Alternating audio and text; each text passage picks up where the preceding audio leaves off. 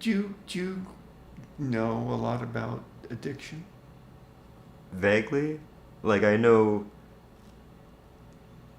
like I hate to say this, but I think NA and A are extremely biased. So like I know what they say about addiction, but I Mhm. don't know how accurate what they say is. Well, there's a lot of research, or at least there was a lot of advances in it in like 2007, 2000, 2005, 2007, where they were able to identify that it was genetically passed. And it genetically passes from father to child. And it genetically passes 3 times more likely from to a male offspring than a female offspring. So Really? there's that 3-to-1 ratio. In almost all addictions, let's take gambling, it's 3-to-1, 3 men to every 1 woman. Oh wow. And sex addiction is 3-to-1 too. In fact, study that I read, it was 2.8. In gambling addiction is 2.8-to-1. Sex addiction is largely thought to be 3-to-1. Three I mean, males have it to 1 woman. he definitely, I would say he fit the bill. I don't think he described himself that way, but he had like Yeah. hundreds of sexual partners, Yeah. like a different woman each day kind of thing. Man, woman, like, you know. But you mentioned your background as having some struggles with addiction, Yeah. less so now than earlier, obviously. Yeah. If you were to pin it on anyone, it would be to your dad. My He dad, my was mom does he was not. huh? My mom does not like do anything. Like she's a cancer It wouldn't nurse. matter because the gene that attenuates addiction comes from the father. Oh, Comes okay. from your father's side. So your mother could be absent or could be an addict, but it wouldn't pass to her children. Okay. It doesn't matter. It doesn't amplify anything, or But I was just definitely gonna say like my family, like the family I live with, which is my mom, my aunt, my brother. They're all very like they barely even drink. Like they never even have touched a cigarette. Like they just they're very quiet.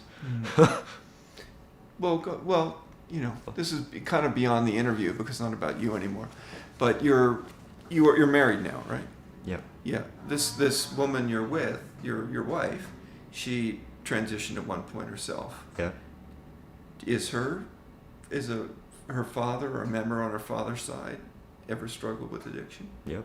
Her dad's a drug addict. Yeah. And she's a drug addict. Now the thing with addiction is it has a prevalence of 0.6 6%.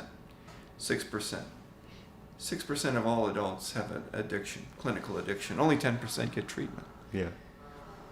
But almost every person I've interviewed across that table who's trans or had been trans, in your case, a detransition trans person, they all had either they had struggles with addiction or they had an ancestor on the father's side that struggled with addiction. Yeah, It's I no don't surprise. know. I don't know about ancestors, but I definitely know every single trans person I've ever met or ever known does drugs. They might not classify themselves as an addict, but they do drugs. And how many trans people, anecdotally, do you know? Maybe a dozen, 2 dozen. Like, do you know well to know that they've had this issue? Oh yeah, like a dozen, 2 dozen, something like that. Like 24. Yeah. First off, welcome to Toronto. Well, what did you do yesterday? I went to a rap show. A rap show? Yeah.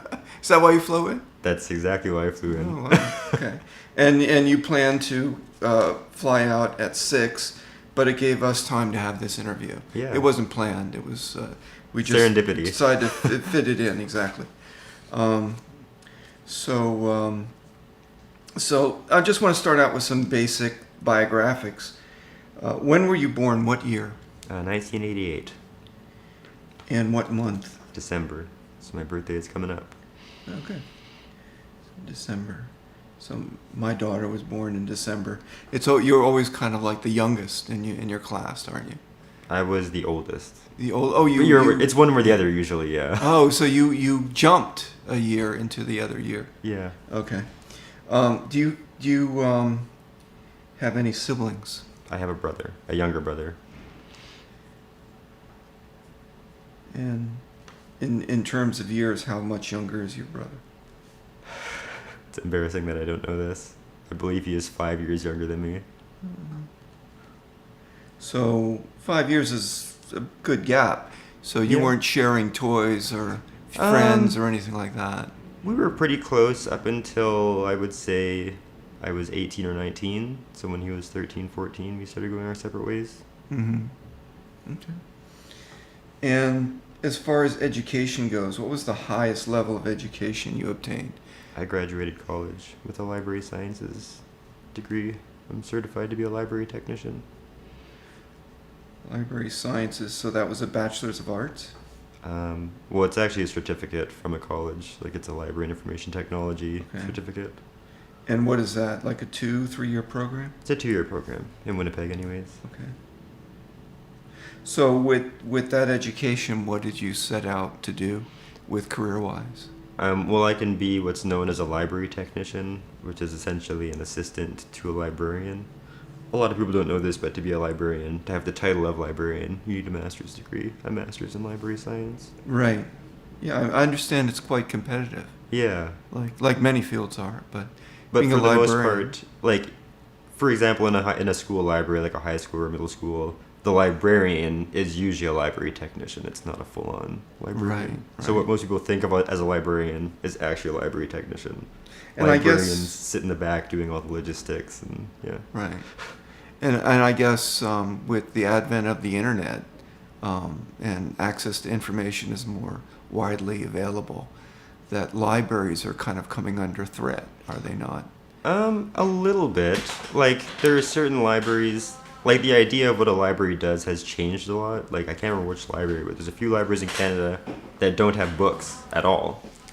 Like, it's all just, like, computer access and, like, access to services and things like that. And a lot of my training is also that at this point. That's why it's called Library and Information Technology, because I learn how to repair computers, I learn how to use computer programs, and how to teach people to use computer programs. Like, it's very... So it's different. It's wider than what normally people would regard as the duties of a librarian.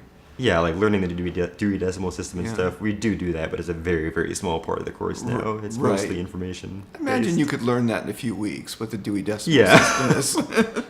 It's like accounting. It's like when I took accounting and Masters of Business Administration, the actual bookkeeping, debits and credits, you learn in the first 6 weeks. And after that, you get into real accounting. Yeah. Okay. So what year did you graduate from this certificate? It would have been 2013, I think. Yeah, that makes sense. 2013. You would have been about 26 years old? 26, 27, yeah. Yeah, okay. And what was going on when you were in school? Were you at that point in a gender transition, or were you considering a gender transition? When did I start transitioning? 2014, 15. So at that point, I wasn't questioning our trans or anything. From a very young age, like I think grade 2 is when I first started being like, I don't like being a guy. I want to be a girl. A boy. You didn't Yeah. like being a boy. Like, I actually have journal entries from grade 2 that I wrote, like, as part of school assignments, right? So you would have been 8 at that point? Yeah, so it's like where I specifically said, like, I don't like being a boy, I like being a girl. But I, at some point between there and in my adulthood, I came to terms with the fact that I was a boy or a man, and it didn't necessarily bother me. Like, I always wanted, and even now, like, I would rather be a woman. Like, if that was an option, I would rather that. But so at that point, I guess when I was in college, I would have been at that stage where like I wasn't questioning necessarily, but if I had the option to just wake up and be a woman, I would have done that. Okay, so you had a cognizant preference to be female, but you weren't taking any steps to express Right. femaleness. No, I was totally Totally Cisgender. drab guy, Yeah. right? Okay. Dressed as boy, right? Drab.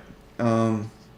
So there was, through school, you didn't engage in cross-gender expression of any kind. Very, very minorly in high school. I would do things like wear pink clothing or wear shirts that like cut off like on your forearm, or like pants that cut off, like, you know, capri pants. Yes. Like things that normally only women wear. Like men can wear them, and there's no reason they can't. Mm-hmm. And there's some clothing designers that even make clothes like that for men.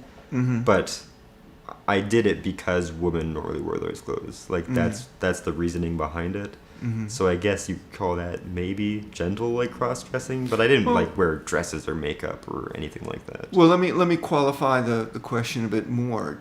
Was that in a means of expressing sexual orientation or a means of expressing gender expression? Because you could have been dressing that way to attract male homosexual interest. I see what you mean. In that case, then I guess it would have been more of a gender expression thing, like I did. More gender expression, less a sexual identity saying that I'm homosexual male or... Right, Yeah. because I've always been... Like, I hesitate to say bisexual because I'm very, very strongly heterosexual in preference. Mm-hmm. Mm-hmm. But you have a sexual history of occasionally having sex with males. Yes. Or intimacy with male partners. Yes. But occasionally, not Oh, like not barely at persistently. all, yeah. Yeah. Okay. So it's kind of like would it be beyond experimentation, or was it just experimenting? Up until I was trans, it was just gentle experimenting. Like, although I don't know if I'd even call it experimenting, because even now, like, I like oral sex with men. I like, I don't know what hand jobs are called scientifically, but That's fine. like, I like things like that. But like intercourse with men and like intimate things like kissing, cuddling, I've never enjoyed that. And even as a trans person, I tried it. I didn't enjoy it. I wanted to enjoy it, but I never really did. So, well, let me just cut in and say one thing. If in this interview, if there's anything you're uncomfortable with, you have the I'm freedom not. just to tell me that you want to pass on that question. What I'm getting at is I'd rather, and I'm not accusing you of anything. I'd rather you just say you were uncomfortable with a question, because we just happen to be getting into sexual orientation.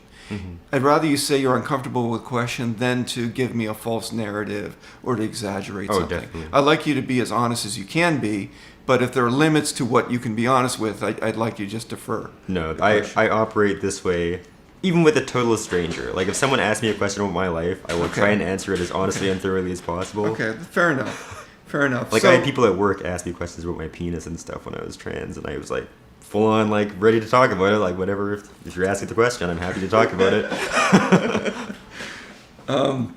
So, getting to the heart of the matter, when did you commit to a gender transition? Now, this might be after you started doing cross-gender expression, meaning after cross-dressing in public. When did you actually commit to a gender transition? Like what year, what month? It would have been like around December, January 2014, 2015. Sorry, December of 2013? 14. December of 2014 to January of 2015? Like somewhere in that time period, yeah. Okay. I remember it was close to or after my birthday, so. Okay, right after your birthday, right? Or right before, right in your proximity of your birthday.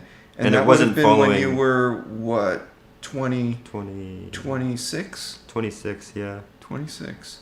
Okay. But it wasn't following any of the cross. Like, at that point, it was long since I had done any sort of cross-gender, cross-dressing kind of things. It doesn't sound like you had a period where you were just casually cross-dressing in public No. without it being part of a gender transition. Is that fair? I didn't start cross-dressing in public until I was trans, like until months, like 8 months of being transgender. Right. And okay, so what was going, other than the fact that you graduated with a library science certificate, what was going on in your life at that time? I had a small child. My daughter was 2 or 3 when I started transitioning. Her mother and we weren't married, but we had separated, like we weren't dating anymore.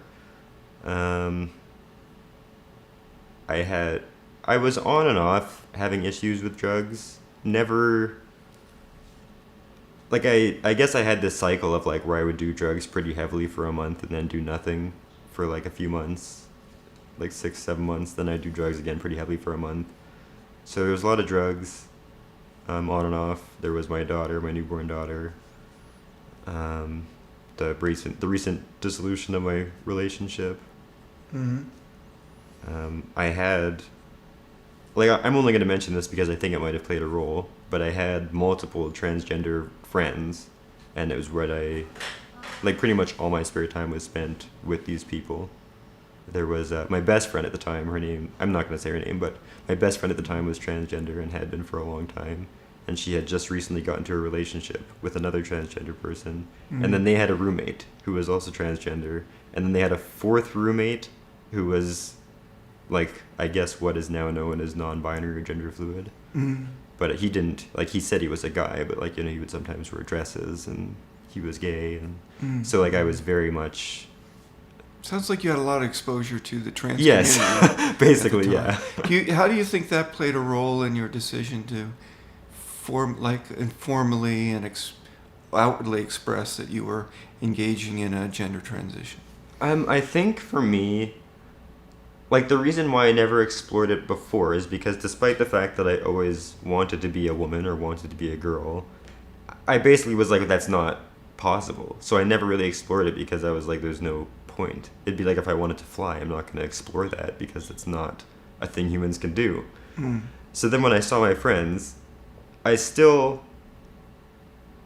It's not that it convinced me that it was possible, but I was kind of like, well, I could be like them at least. And, like, I wonder if that would be better. Like, it started making me wonder what it would be like to try. So would it be fair to say you were curious about it? Yeah, like, it got me curious. Curious about to see what that lifestyle was like and that culture was like. Yeah, what that lifestyle was like, and also, like, how much it... Because my friends passed, quote-unquote, to varying degrees. So it was kind of like, well, I wonder how close it would get me. You know? Did you go in with the expectation that your transition wasn't complete until you were 100% passable? Or was your transition complete when you were sort of like them? I don't know if I necessarily had an end goal in mind. It was just like, well, let's see what this is like. Like, it was literally like, let's try it. Well, what was the relationship you had with your parents at the time that you committed emotionally to a gender transition? I've never really been that close to my family. Like, I was living with them at the time. But my family is the kind of family where, like, we don't necessarily, like, talk to one another. Even when we live together. Like, we all love each other. And, you know, we get along when we are talking and hanging out. But we mostly kept to ourselves. Like, I lived in the basement and I stayed in my room. And my mom stayed upstairs and played Sudoku. And my brother stayed in his room and played video games. And, like, we all were very to ourselves. My dad, he wasn't around for a long time until I was about 9 or 10, and then we had a bit of a close relationship for a few years, but at the point when I was transitioning, we had already had a falling out. So he wasn't really, again, he wasn't a part of my life. So when you took this turn, you weren't really involved with your father? Not really, no. Okay, so he wasn't, at that point, he wouldn't have been aware, and there was really no relationship going on at that time. Right. Okay, but you said you had a relationship with your mother. Yeah. Right, so what did she think? I've always been a bit of, like, a weirdo, and I've always gone really head-on into things. Like, at one point I was, like, you know, a goth. And, like, I decided I was goth. Then the next day I'm wearing all black. I'm wearing chokers. I'm wearing black nail polish. Then I decided I was a raver. I have the candy, quote-unquote, up to my wrist. Like, you know, I really, like, went into a whole bunch of different things and, like, full on into them. So when I said I was trans, it didn't really faze anyone. It was just like, well, that's Aisha. Like, you know, of course. So would it be fair to say that you had phases in your life where you were really... spending a lot of energy in things like goth and goth culture, and then that was out, and then it was rave culture and rave, and then when you decided to transition, it was transition culture. Was that be? Yeah, like, I don't necessarily think that they would have seen it as a phase, but it was kind of like it fit with my personality, where it's just like, it's just the next thing Aisha's doing. Like, right, the next thing. What about your younger brother, 5 years younger? Did he have any trans proclivities? Or no, my brother is like very different? like a guy. Like, you know, he's very into like sports and like he works out constantly and like, you know, at that point in time he was into like partying and girls and like he was very much a man. A guy's guy? Yeah. Okay. Although you also prefer female intimacy partners. Yeah. Right? So that's nothing different than your brother. Your brother was just interested in watching sports, engaging in sports, where you weren't. Yeah, like he was definitely more of like a stereotypical male, I guess. Okay. What was your relationship with intimacy partners at the time that you seized on this concept of a gender transition? I'm trying to think. Were you involved with anyone at the time? When I came out, or when I was thinking about coming out, I think I was dating someone. It kind of wasn't really working, though. Like, we only saw each other once every few months, and, like, it wasn't the greatest relationship. Like, it was kind of like I almost don't even count it. So I was seeing someone, but I wouldn't really count that as anything. So, let me phrase the question this way. So, you weren't worried about how she would react to you announcing you were undergoing a gender transition. You didn't really value the relationship that much that if she said, oh, I can't go there. Well, I definitely, like, I guess, like, the circles that I ran in, like, no one would have cared. Like, I knew that no one would care. Like, even at work, it was not a problem. At home, it was not a problem. None of my friends had a problem with it. Like, I knew. And even if I did, like, I think I did come out to her, and it was like, whatever, cool. Like, no one really cared. Like, right. I wouldn't necessarily say they were, like, super supportive, but, like, they were kind of like, oh, hey, okay, you do you. Do you think that this woman that you're mentioning, do you think she regarded you as marriage material, or were just someone that she palled around with while she was going through life? I don't really know how she saw it. I think we kind of got into a relationship too quickly. Like, I think it was kind of just like a sex thing that we decided to turn into a relationship, and yeah, it was too much for her. Well, that leads to this question. At what point after you announcing to her that you were transitioning, did you and her just dissolve? Like, it's strange to talk about it because, like, it was almost like it was dissolving from the moment it started, way before the trans stuff even came up. Like, so it was a non-factor in anything? Yeah, it was not a factor at all. Okay. When did you begin undergoing, I presume in the course of this gender transition you were undergoing hormone replacement therapy. So when did that begin? Did that begin within a week or a month of you seizing on this concept of a gender transition, or was that months and months after? I don't remember exactly, but it was somewhat shortly after. Like, it would have been maybe 2 or 3 months after So April of 2015? Maybe around there, maybe March or April. Okay. So it sounds like you went to a clinic. I do remember. It was in June. June, okay. That's very quite early a bit June. longer. June of 2015? Yeah. And was this, you raised the matter with a doctor at a clinic you were seeing? Or? Yeah.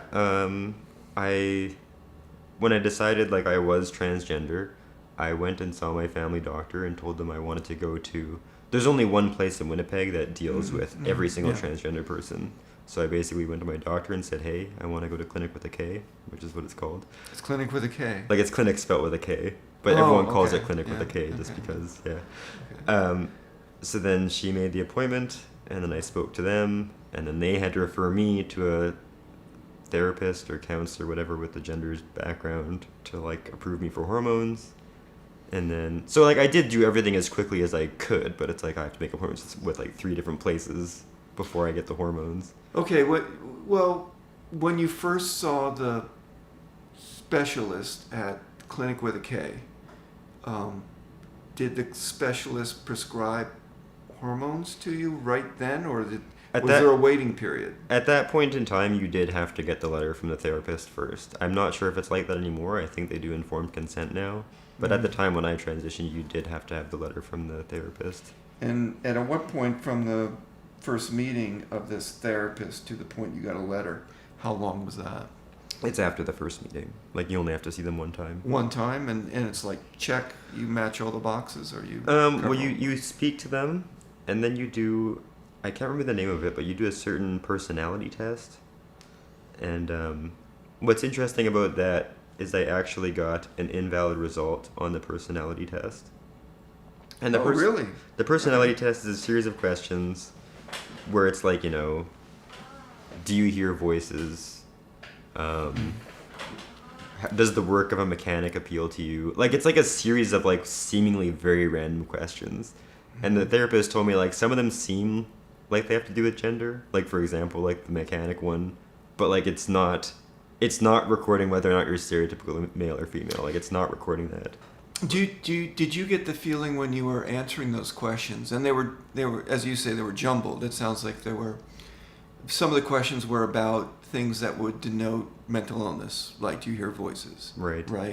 They might want to filter out who's schizophrenic from who's not schizophrenic. Right. But then some of them, did you feel like some of them were to detect autogynephilia, a propensity to get aroused being the opposite sex?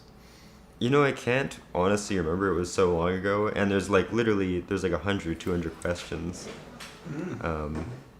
I could look it up on my phone and figure out what it's called and everything eventually and tell you. But to go back to the invalid result thing, so I got an invalid result on this test, and my therapist had to call me and like talk to me about that.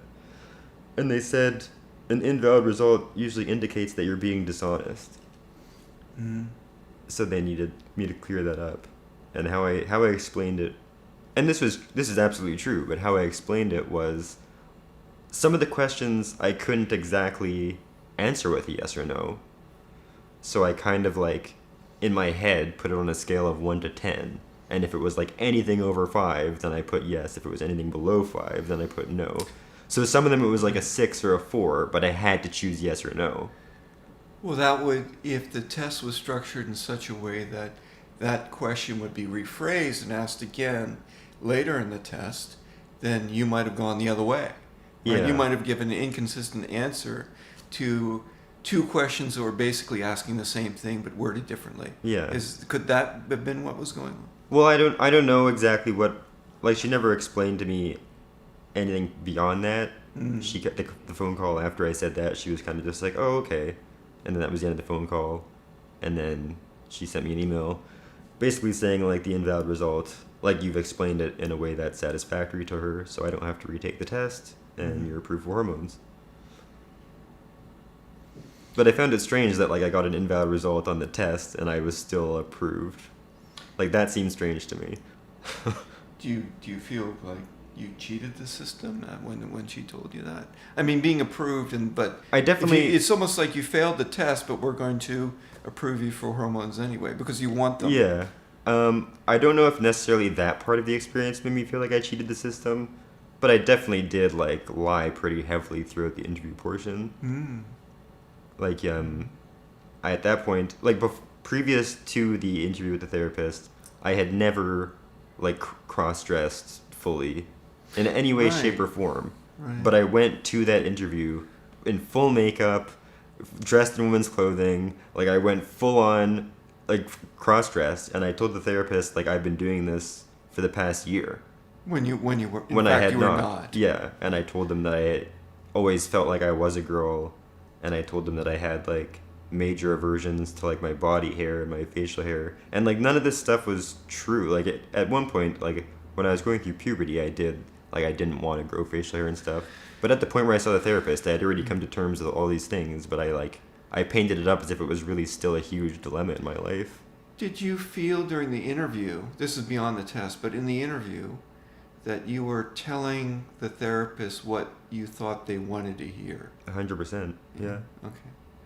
Okay, and so you exaggerated, although you did say that you had thoughts that you weren't born in the right body when you were young, or you No. had a preference for being a girl. Yeah. I think maybe born in the wrong body is a little overboard, but you had a preference that you'd rather be seen in the world as a girl, Right, starting yeah. at grade 2, 8 years old. But you exaggerated that to mean that there was really weighing on you. Yeah, like I in kind of your life. reframed everything and like exaggerated certain things to like fit more of what I felt was the narrative they were expecting. And certainly to give a therapist the impression that you were cross-dressing in public for years before that interview, that was an outright fabrication. Yeah, 100%. Did you ever, once you took this prescription, I guess they graduate you, meaning they start you on a low dose of something and then they increase it as time goes on. Did you ever consider overloading on cross-sex hormones to accelerate a gender transition? I didn't, just because I had spoken to a lot of trans people online, and they basically said all that does is increase the risk without, like, it doesn't make your effects any better or happen any faster. It literally just increases the risks. So I never really explored that. I did consider going on, like, before getting approved for prescription hormones, I did consider for a while buying, like, not black market hormones, but buying, like, natural herbs and stuff that have the same effects. But I never ended up going through with it, just because, like, despite the fact it took me a long time to get the actual hormones, the process started right away. So I didn't really feel the need to once the process was started, like, once I had spoken to my doctor and once I had spoken to clinic.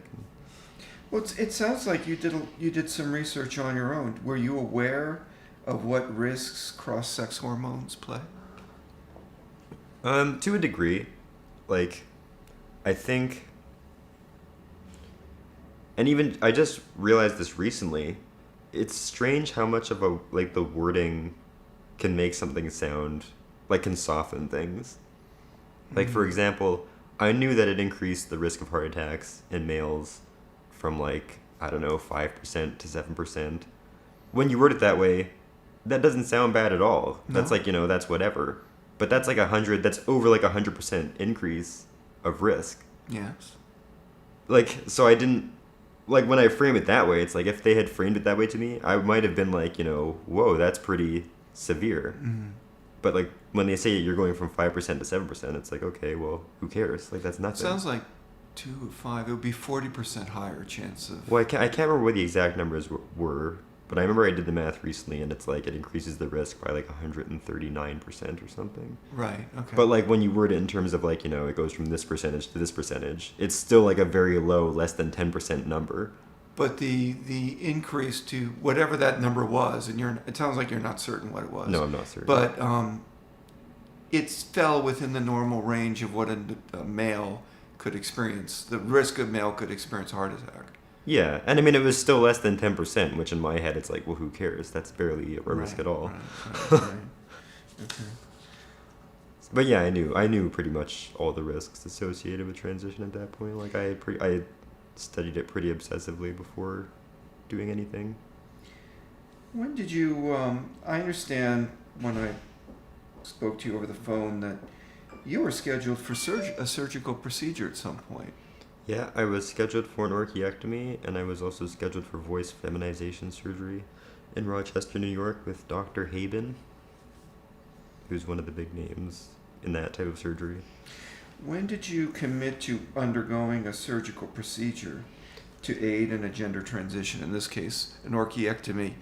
Your interest in orchiectomy would be an aid to gender transition, correct? Yeah. I was interested in orchiectomy from a pretty young age, like around 14, 15. I was, like, I really didn't want to go through puberty when I was growing up. Like, I didn't necessarily want to be a girl. Like, I'd already come to the terms at that point with, like, the fact that I was a boy. Like, again, I still didn't necessarily like it. I still would rather be female. But I was kind of like, well, I could be a eunuch, like, and that's kind of like a happy medium. Like non-binary. Yeah, like I even spoke to, like, a bunch of, like, weird, like, creepy old men online, like, asking if they'd castrate me, and, like, just like a really weird, dark place. So you met men that likely got sexual arousal from changing someone or feminizing somebody. I mean, maybe, but it might have just been like abusive pedophiles too. Like who knows? Like, but I never went through with that, obviously, and it was kind of like, I wouldn't say it was a fantasy because at no point was I sexually aroused by these thoughts. I just like I knew it would be sexually arousing for these people, but I was kind of just like, well, I just don't want my testicles. Like that's all it is for me. I just don't want. So when did you ever contact Dr. Hayden out of Buffalo? Rochester. Yes, Rochester. Sorry. Yeah, I did. Like I had scheduled the surgery. I paid the deposit. I had booked the flight. Mm-hmm. Booked hotels. Like I'd done the whole thing. When did you pull the trigger on all that planning? What year and month? Like proximity to when you started transitioning? It would have been 2017. It would have been in the spring, summer of that year. So May 2017? Yeah, probably around there. Okay, so in May 2017, you go through this process of selecting a doctor. You ultimately come to the choice of Dr. Hayden out of Rochester, New York, and you make all the bookings. Did you ever meet with the doc? Did you go down there and meet with Hayden? I didn't meet with him. I'm trying to think if I did a voice thing with him, like a Skype. Telephone call? I don't think I did, because I was at that point considering facial feminization too, so I Skyped with a few doctors in regards to that. But you never got to the point of selecting a doctor for FFS. Yeah, no, it was way too expensive. Like I did kind of have a doctor in mind, but he quoted me like $26,000 or something, and I was like, okay, well, US that's never gonna happen. US. But yeah, the voice surgery, I can't remember the exact number, but I think it was like $8,000 to $10,000, and that was more reasonable. And also, I thought it was more important. Sorry, that was voice surgery? Yeah. Okay. I thought it was more important than. So it was 8 to 10K US? Yes. 8 to 10K. And what was the orchiectomy? Did you get quoted on that? Well, it was covered because it was in Canada. Oh, okay. It was covered in Canada for services of a doctor in the US. No, the orchiectomy was here in Canada. It would have been in Winnipeg, the orchiectomy. It was two separate doctors. Oh, okay. So yeah. Dr. Hayden would have been for voice surgery? Yes. I see. And what doctor would have been for the orchiectomy then? I can't remember her name, but a woman in Winnipeg. Okay. But that's not all she does. She also does like vasectomy reversals. I think she does vasectomies too. Like she's just like a doctor that deals with male sex organs. Right. So she's not specialist in trans surgery like a Broussard or something like that. No, like if I wanted full SRS, I would have had to go to Montreal and seen Broussard. Well, not necessarily. I think there are people in the U.S. that do it. Well, yeah, but if I wanted to get it covered for free in Canada. Right, right. Well, it used to be, just as an aside, when I was covering this in the late 90s and early 2000, it used to be, and before the Harris government delisted it used to be that successful candidates for SRS, for publicly funded SRS procedures, would have to go to England. They would go to either Royale, or there was a doctor called Royale, and I forget the name of the second doctor, but it would have been there. It wouldn't have been. Oh my gosh. It wouldn't have been. Broussard was too expensive, apparently. That's funny. That's where they went. Broussard and Maynard. It used to be Maynard practiced with Broussard. Now I think Broussard practices alone. I think he has. I can't remember her name, but I think there's a woman under him now. Oh, that's changed then. Yeah. I'll have to excuse myself. That's okay. I was covering this subject, and then for about 8-10 years, I stopped covering it at all. So the world keeps progressing, yeah. right? Belanger, that's her name. Her name with Broussard. Yeah. So my next question, it sounds like from what you said, you didn't go through with, other than booking the appointments and the hotels and things like that for the voice surgery, you canceled it and didn't go through with it. Right, yeah. Right. And that was in May 2017. That was when you booked it, or that was when the appointment was scheduled for? That's when I booked it. The appointment was scheduled for the last week of June sometime. Okay. So within short order. June 2017, right? Right. Okay. Yeah, but considering like that it's a paid surgery, it's not a long waiting period. It's kind of like once you have the money, you can go see the doctor.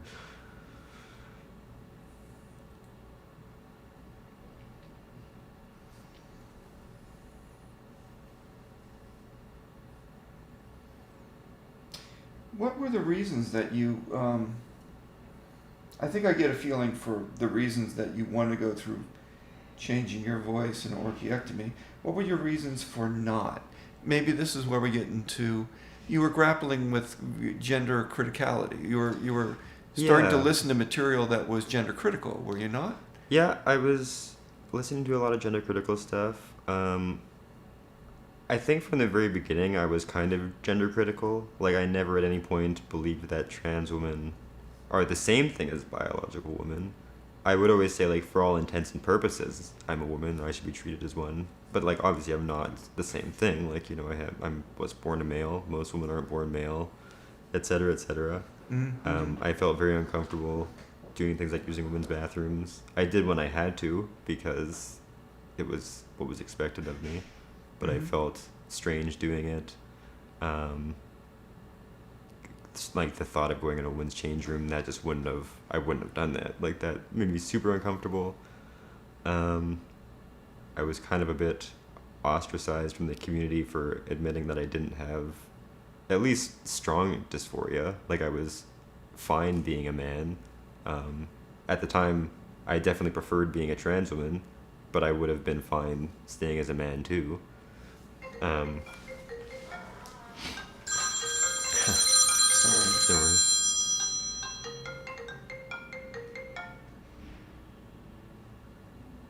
But shortly before the surgery, I had Let me, found. hold on a second. Yep. Let me turn this stuff off. It could happen again. I'm sure that was telemarketing. I have one Verizon with Verizon service and one with Rogers. Double trouble.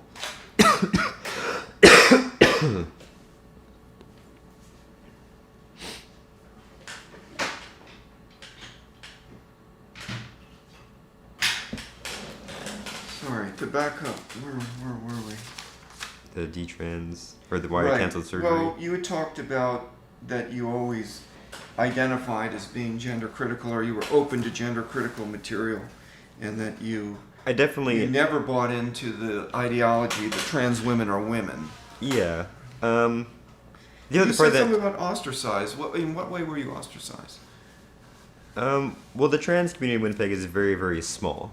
Like, everyone kind of knows each other. There's only, like, a few, like, trans forums on Facebook for trans people and stuff. In Winnipeg, anyways. And, at one point I came on there, and people were talking about dysphoria and stuff. And I was kind of like, well, I don't have dysphoria. At least what I understand. What my understanding of dysphoria, I don't have it. Like, I prefer being this way, but I didn't mind being the other way either. And I could have lived all my life that way and been totally fine and happy.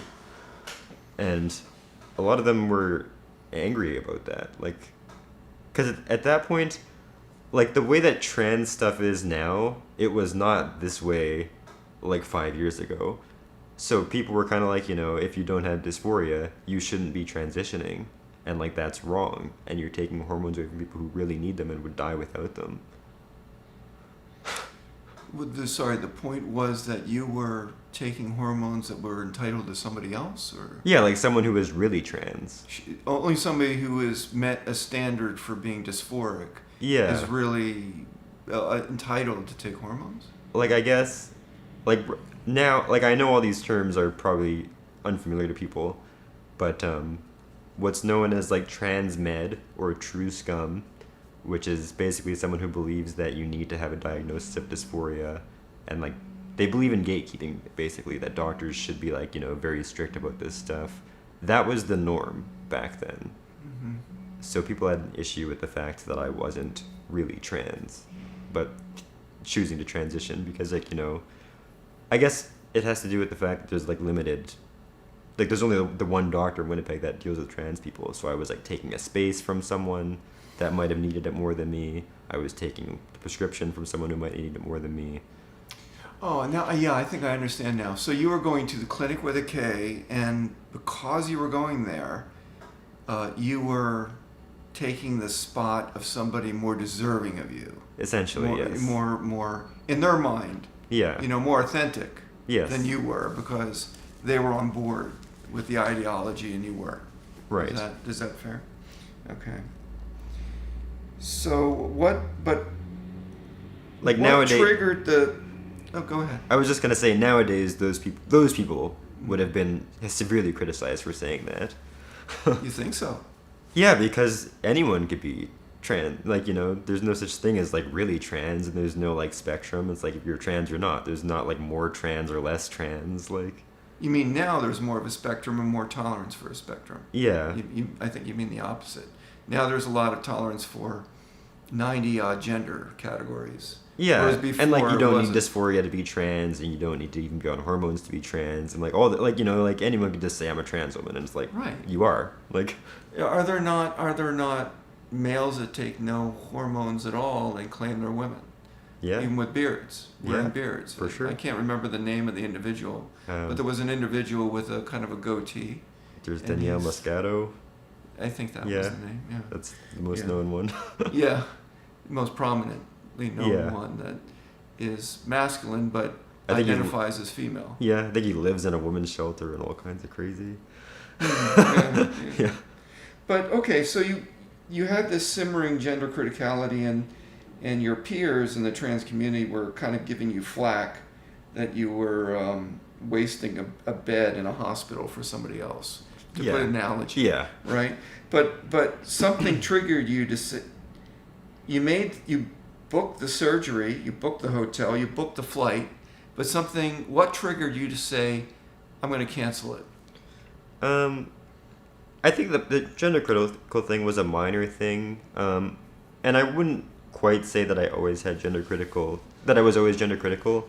Like, I was, but I didn't know that was a thing. Like, I didn't know that my beliefs were called gender critical. I didn't know that it was a widely believed thing. Like, I didn't know that there was a whole perspective that I was carrying.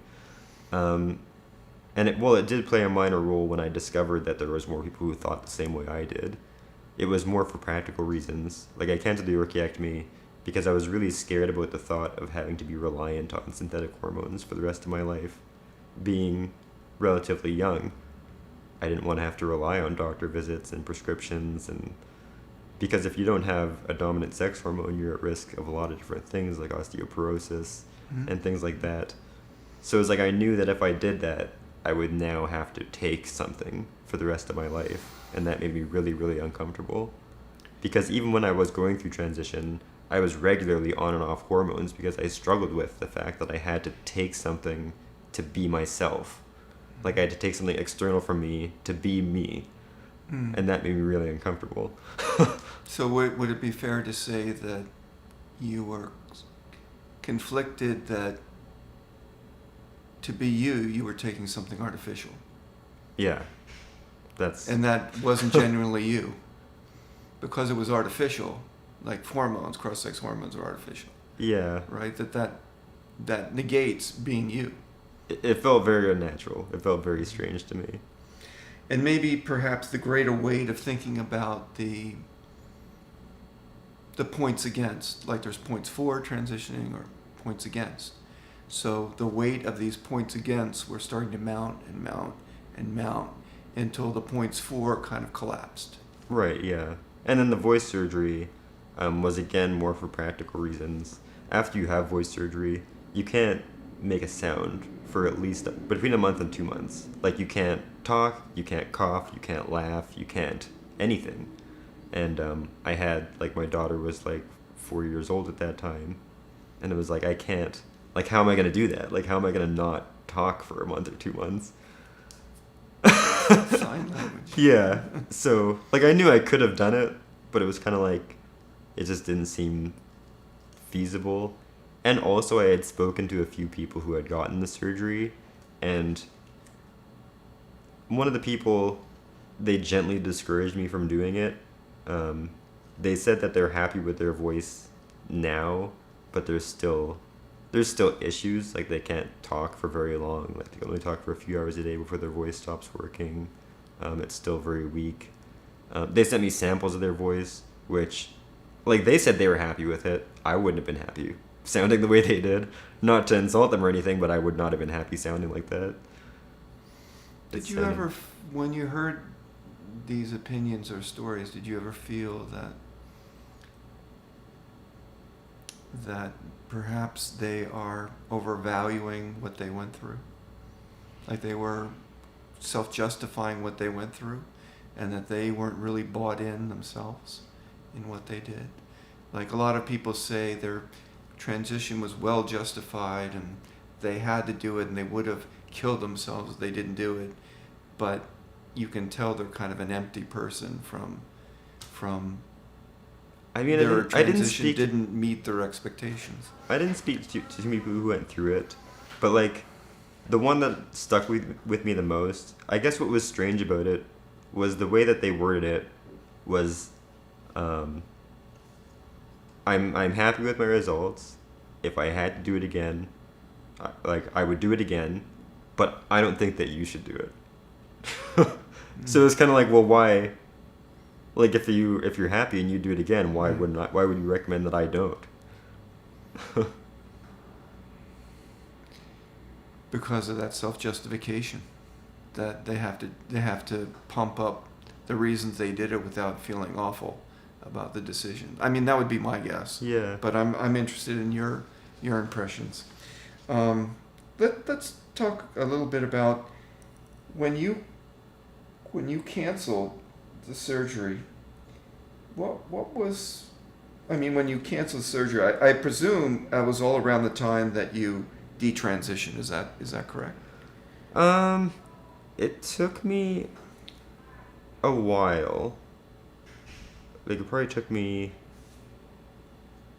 let's see, that was June, July. Right. And then I detransitioned February of 2018. So a good 6 to 9 months went by before you no longer identified as a transitioning individual. Like, my whole transition, I was on and off hormones, but it was kind of like, I'd be 2 weeks on, 1 week off, 3 weeks on, 2 weeks off. At that point, I started taking much longer periods off. Like, I went 2 months off, then 2 weeks on, then a month off. Like, I kept trying to be okay without them because I had that internal struggle of I have to take this thing external to myself to be myself.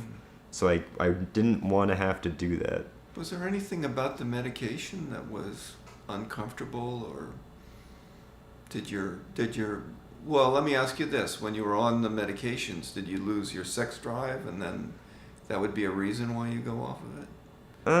I mean, that was never the reason I went off of it, but it did, yeah, I lost my it wasn't as strong. Did it adversely affect your sex drive going on medication? I mean, I guess it depends on what your definition of adversely is. It lowered it, Yeah. but Right. I didn't necessarily mind that. At the time, before transition, I considered myself a bit of a sex addict and stuff. So it was almost welcome that it lowered it a bit. It made me it's embarrassing to admit this, but I cheated on most of my partners growing up, and Right. it enabled me to not do that. I didn't think about sex as much. I didn't have to masturbate 3 times a day. I could do other I could live my life basically without being controlled by my sex drive. Well, I guess the adverse effects would be if you had a sex drive, you'd have erectile dysfunction. But it sounds like your sex drive tailed off quite a bit when you were on medication. Yeah, it that did. You if you couldn't get erect, it wasn't slowing you down any. Is that fair? That would be fair to say, but I didn't have it didn't cause that for me. I was able to get erections. No, I wouldn't say no problem. It was harder, but I could do it. And okay, so do you think going back to those reasons, you went on for 2 weeks or 1 week, then went off for up to 2 weeks, then went on for 2 weeks, then off for 6 weeks? Like, why was I What doing was it? what was in your mind that made you decide I'm gonna go? I'm gonna go back on them, and you're tired of being on them. You're gonna be off them. You mentioned you rationalized that it wasn't natural, but was there something more than it's just not being natural to take cross-sex hormones? It was definitely mostly caused by that. I also like again, I told you earlier I struggled with like drug addiction issues, and it felt very similar to that. Mm-hmm. Like, it was like the same thing as like doing drugs every day. It's just now they're prescription drugs. So that, like, I felt like I was like addicted to estrogen and stuff, and that kind of bothered me. Mm-hmm. The going off, like, the reason why I would always go back on is because I would start to notice changes. Like, my breasts would start shrinking down, or like my facial hair would start like getting darker again. And I don't know if that actually happened, but like, I saw that happening, and I was kind of like, oh, I don't know if I can handle, like, Looking like a guy again? yeah, like, I don't know if I can handle looking the way I used to again. Right. So you would lose a bit of satisfaction from, is it fair to say you would lose some of the satisfaction of gender transitioning if you weren't on them? Yeah. You jump back on them to re-get that euphoria and that, pumped up Yeah, basically. feeling. Did you, so many of the people I've interviewed have said they feel larger than life when they're on hormones, when they're, looking more like a female and their breasts are growing. They feel larger than life. Did you feel some euphoria when you were transitioning? I don't know if I would describe it as euphoria necessarily, but I definitely felt like superior to other people, like people who weren't trans. Because it's almost like, In what way were you superior? because I felt like I had like a different, like a unique understanding of like gender, and I don't know, like I just felt like I like knew more than someone who wasn't trans, because like, I've had like I've had more experience than them. Right. But do you think that, like, take a cisgendered, I'm using that colloquial term, a cisgendered person, particularly a woman, do you think that she thinks about her gender? No, probably not. Right. So, I mean, other than the fact that, I have a girlfriend, I take 5 minutes in the shower, 10 minutes to get dressed, I'm out the door, I kiss her goodbye. 15 minutes, I'm out the door, right, from the time I get out of bed. Yeah. When I leave her, she's going through the regimen of putting on cosmetics. Do you think to me, it looks like the same, it looks like what she's going through is the same routine I'm going through brushing my teeth. She's putting on cosmetics. She's not really getting any euphoria or any, happiness from that. It's just something she does. But when I've interviewed trans people, they feel like larger than life when they make themselves up as a female. Yeah. In the case of a male looking like a female, and I just ask you, and I think you answered it, that do you think that the fact that you understand how gender roles operate in society, you felt a certain superiority? Yeah. But then I asked you, do you think women have this feeling? And you said probably not. So I guess what I'm getting at is that's not a very female-like thing to walk around with. True. To think about gender. You see, it's just subconscious, and is it fair to say it's just subliminal, where it was omnipresent as you were living and experiencing things? Your gender was omnipresent with you, like you were presenting as female. Yeah. Right, where it's not for them. Well, I think the thing, for me, it's also partially a defense mechanism. Like, growing up in high school, I was also bullied a lot. And like my defense to that was like, well, I'm just better than all these people. Like, they just don't understand me. Like, I'm on a different level than they are. And like, when I came out as trans, it's almost like that started creeping back in a lot, because like, I would get like mocked and laughed at and stuff, and I was just like, well, it's because I'm better than these people and they don't understand me. Like, they're stupid. So you didn't necessarily feel larger than life, but you felt like a certain as your word, a superiority. You Yeah. felt like you were above them Definitely. in some way. And then so when you stop taking hormones, or when you stop taking hormones, you feel like you lost that edge somewhat. Yeah, like I was just like boring again. Like, I didn't stick out. Like, Right. You weren't. Well, let me ask you: were you getting attention when you were like on hormones? I mean, negative attention, but yeah, for sure. All of it negative. It sounds like in the trans community, you had these people. Were they roommates or in school, or you said these two roommates who were friends of yours. They were trans themselves. I mean, so you weren't getting negative feedback from them, were you? well, the odd part about it is I kind of stopped associating with those people when I started okay. transitioning myself. Right. But okay, well, let's. But like from the general public and like the majority of the attention I got for being trans was negative. Like people would stare, people would laugh, people would point, people would mock me. My city's not the most accepting place for a trans person. But I like almost thrived on the negative attention. With this reaction, thinking you were superior. Right, yeah. Right. And that was like proof. Like that like proved it to me. Well, it couldn't have been all negative. Aren't some people curious, and don't they, aren't you talking? Don't you like talking about your transitioning with total strangers? Yes.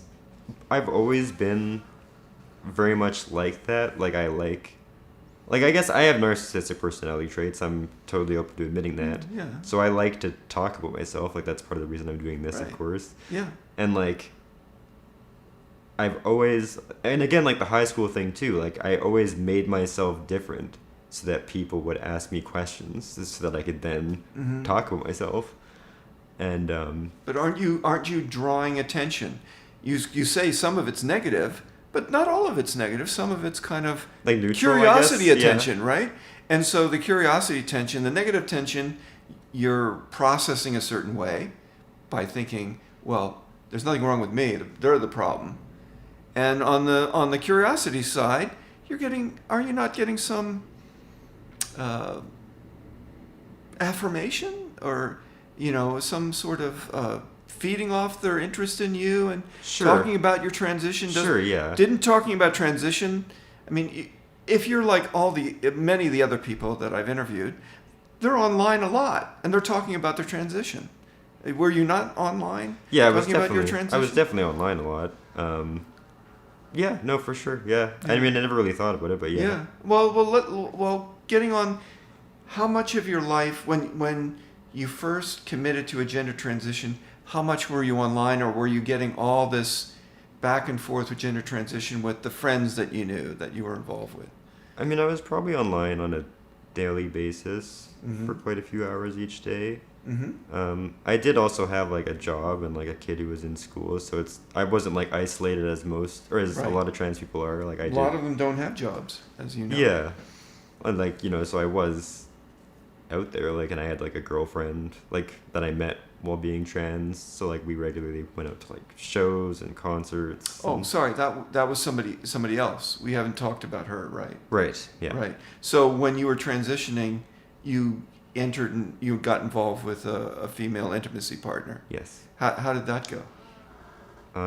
It was really good for a long time. She was a very interesting person. It's ironic that you brought up the fact that like most women don't think about gender, and like when they do their get made up and stuff, they don't feel anything, because she was very much like that was her thing. Like she would spend like hours a day doing her hair and makeup for no reason. Like she didn't have a job, she didn't leave the house very much.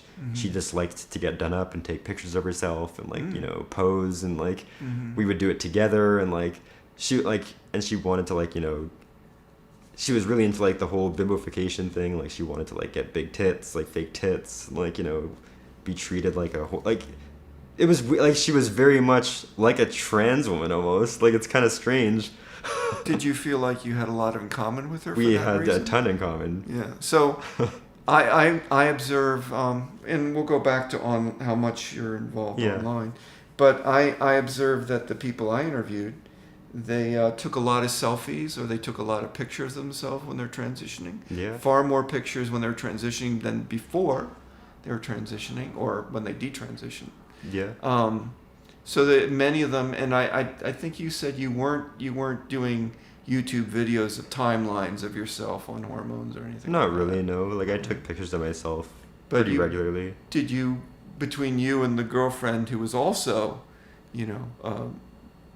getting attention through, getting all femmed up Yeah. and things like that, were you taking a lot of pictures of your outings? Did you largely go out to where there were pockets of trans or homosexual community? No. Or was it just out in the in the general population? Like, I really distanced myself from LGBT people because I felt like them. I felt like I was superior to them too. Like, it was just like I'm better than all these people kind of thing because like I had a job and I had a girlfriend. Like, I like things that like even those people don't have. So it's kind of like I'm. And at the same time, you had mentioned that they thought you weren't worthy of a spot in the clinic with a K. And like, my family accepted me and my job accepted me and like all the struggles that trans people talk about, like I didn't have any of those. So I was like, well, I'm just better than all these people. Like I'm just, I'm so good basically. Did you think that because you were they were kind of stuck in the homosexual community at homosexual bars, at drag shows, at they were kind of stuck there. And I know the people that I interviewed, a lot of them wouldn't think to go to a straight club, right? They would only stay in the safe confines of the unless there must be a homosexual district in Winnipeg or some area where there's like a lot two of clubs. I two wouldn't clubs? say there's a So district. that's all. It's a small. Okay. Yeah. So these two clubs are kind of stuck there, on the weekend, and you're going. Your whole world is open to you. Yeah, like I'm basically doing a normal person, like living a normal life Right. as a trans person, and it's not affecting my life in any way, Right. other than like the negative attention. But like I'm still I have no problem. Like I even got a second job while I was trans. Yeah. So So you got a job presenting as trans. Yeah, like I got hired. Because the first job was you got it before you transitioned, Yeah. right? Okay. So it was kind of like I can transition and like do all these things that I shouldn't be able to do according to the community, or that should be a struggle for me. They're just not. Mm-hmm. Okay, so I wanted to hit on that because you brought it up. I want to jump back a bit to, you said you were online on a daily basis. You were online talking to trans-identified people about their transition? I was in two separate spaces. So for the longest time, I was just in like a trans, like safe space, like a chat room for trans people. And I spoke a lot to those people just about my transition. I mean, I spoke to everyone about my transition, but I spoke to those people a lot. And then once I got with my girlfriend and we started like dressing up and stuff, then I was like, in like porn and sex spaces talking to like mostly straight or, bisexual men. Mm-hmm. Did you cheat on your girlfriend at the time? Not until the very, very end of our relationship. Like when I was already starting to, like basically right before I detransitioned, I did. So it would have been between June 2017 and It was in December February of 2017. 2018? Yeah. Okay. Is that what ended the relationship? Yes. She didn't take kindly to. No. Okay. So the online, your time online was definitive until you get until you meet this woman, and then you said your interest changed to spending time watching porn, sex. No, like I was still chatting, but in those spaces more than a trans space, like in like porn chat rooms and sex chat rooms. Right.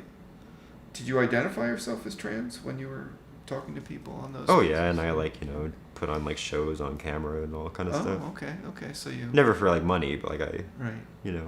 Okay.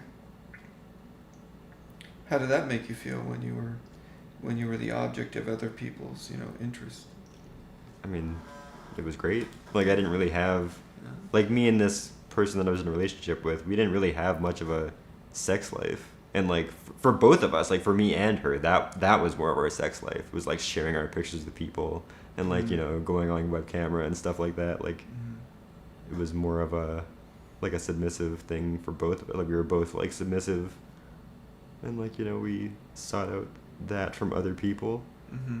but we never like it was a understood, like it wasn't cheating or like it wasn't even like infidelity, like we both knew that we both It was did a this. common interest. Yeah. But then when you went a step farther and brought in other intimacy partners in that Well, we February did 2018, that's we when did have a things few fell like, apart. we had a few threesomes and stuff too, but like it But was consensual between the three. consensual, yeah. And then I eventually cheated on her with another woman in December 2018 or 2017, and that December was 2017. yeah, and that was an issue. Yeah, well, it is for most women when they're not involved. And Yeah, and I mean also the threesomes were all with men, and like this was like me leaving and like being with another woman, and I was not okay with her at all. right.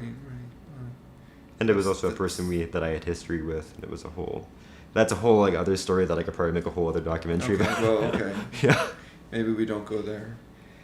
Going back to before you transitioned, you said you had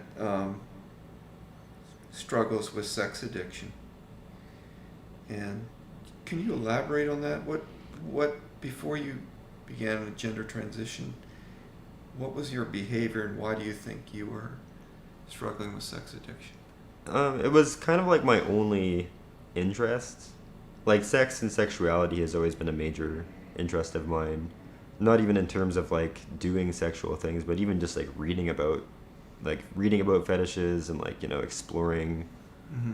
like reading books about sexuality. I worked for a period of time at a sexuality education resource center. Like I was just really, really interested in sex.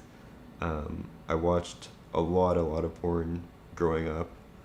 I kind of stopped way before my transition even, but like I was very much, I almost watched it like TV. Like it was just on like 24/7. I like studied it. Like I was really into it. And then when I got into a relationship with the person who is my daughter's mother, we did a lot of like group sex and threesomes, and I was really in like the kink and fetish community pretty heavily. And it was all I really did. It was all I thought about. It was all I cared about. I would spend hours a day like messaging, like being on dating sites, trying to like find hookups, trying to find people to have sex with. I was really Did she obsessed. wish was this woman that you had the child with aware of that? To varying degrees. Mm. Like I would sometimes it was okay, and I would tell her about it and be fine. Other times I'd ask for permission, she would say no, I would go do it anyways. So it was kind of like, you know, varying degrees of her knowledge and consent. Mm. And yeah,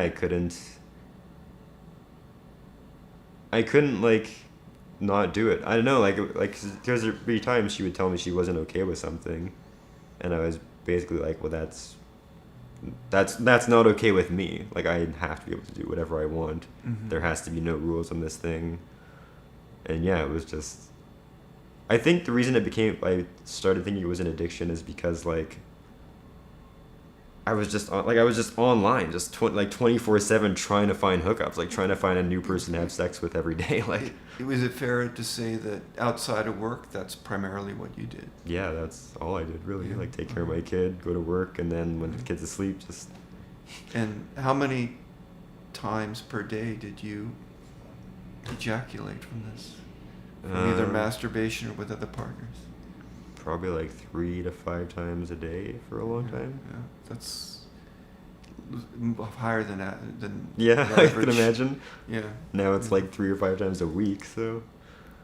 You understand that sex addiction is a controversial area of study, that some psychiatrists don't give it any credence at all, but others do. Like I didn't know that. It has to do with the number of incidents that define whether someone's addicted to sex. It's almost equated with the number of times of either masturbating or ejaculating or hookups, which Okay. lead to, copulation.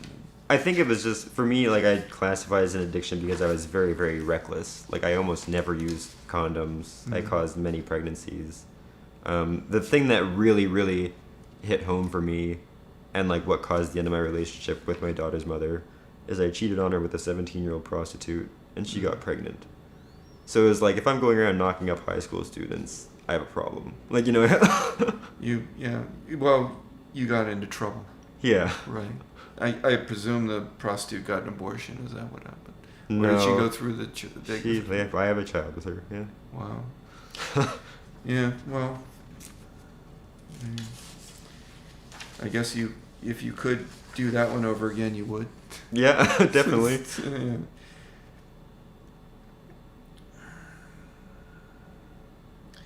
So I think we covered this before, but you canceled your surgery for the voice surgery in June of 2017, and you mentioned you were detransitioning February of 2018, correct? Yeah. When in that period did you no longer identify as a trans woman? Was it right at February 2018 when you said I'm detransitioning? No, it was probably a few months before that. Probably like...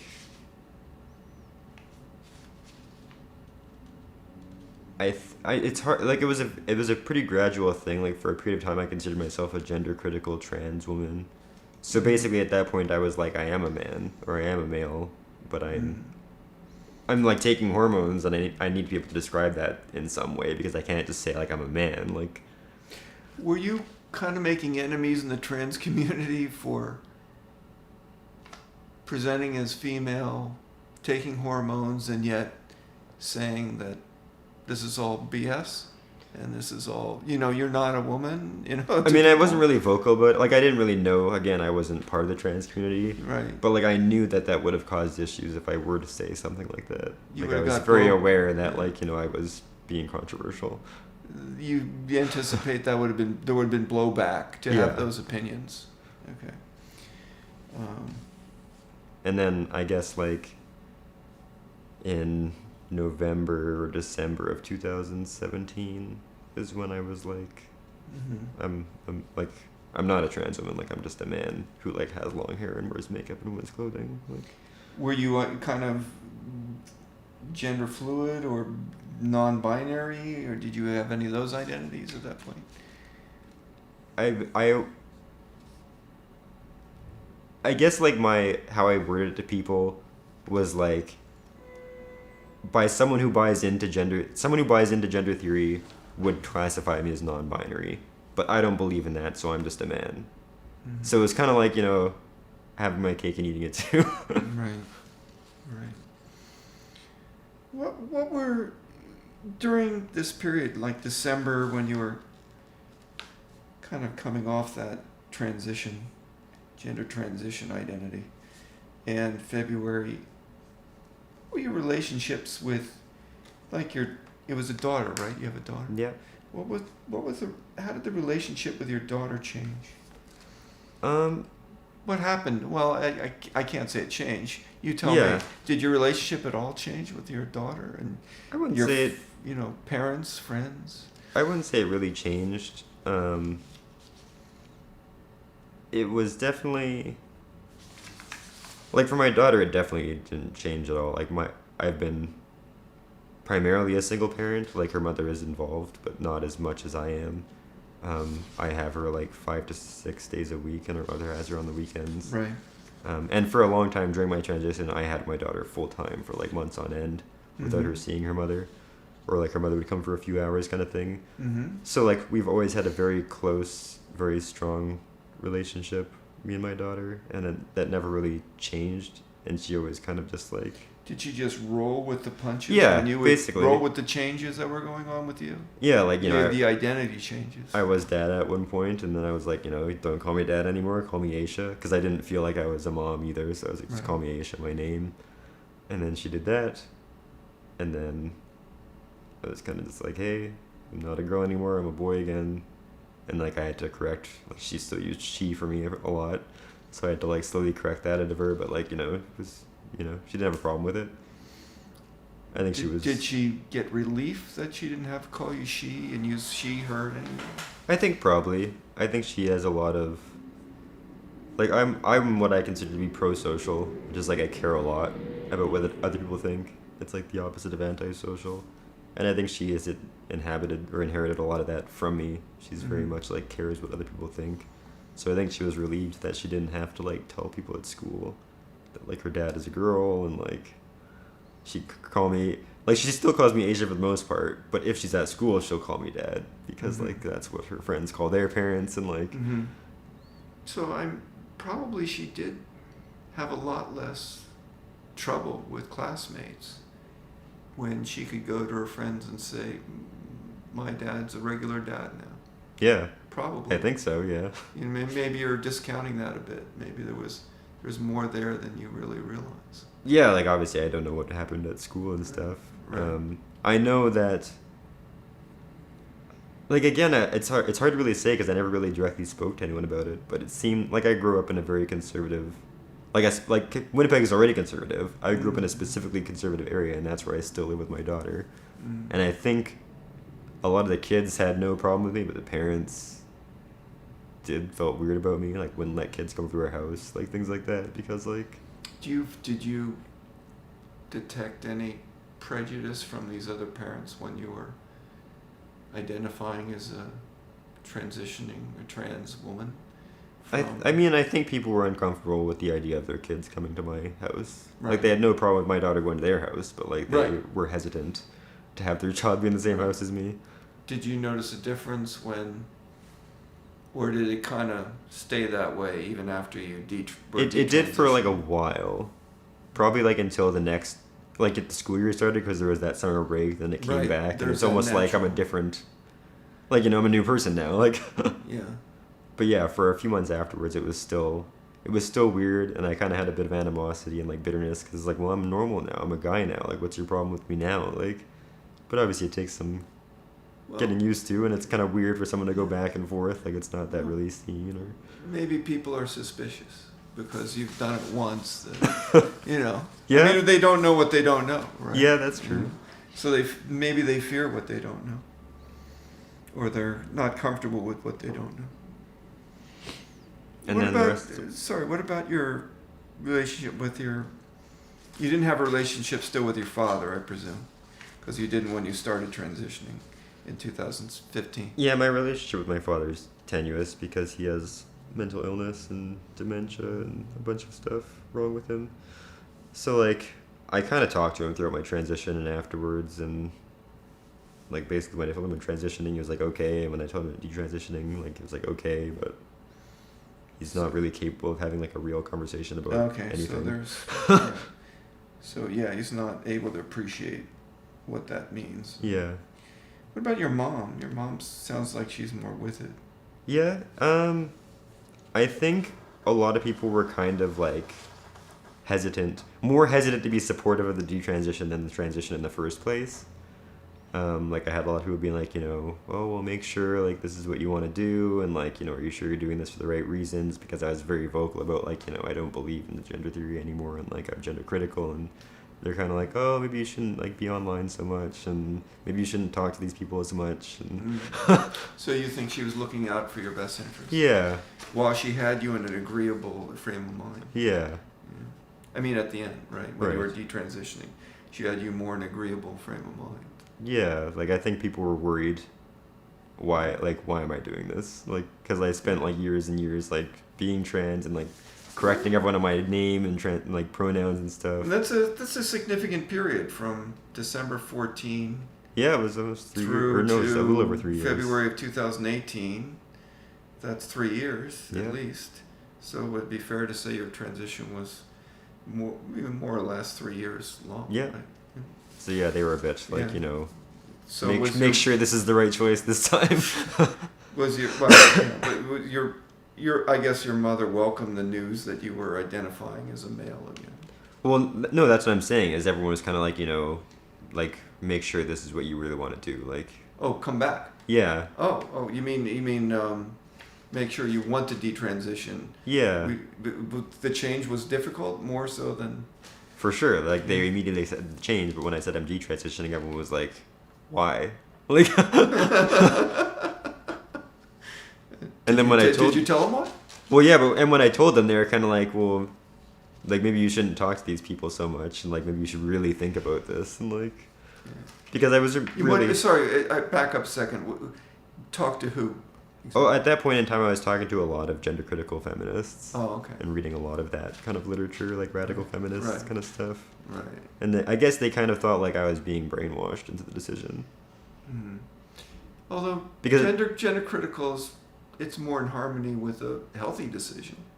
I think so, yeah. I mean, you're not on cross-sex hormones. You're not risking heart attack. You're not losing sexual function. You're not sterilizing yourself.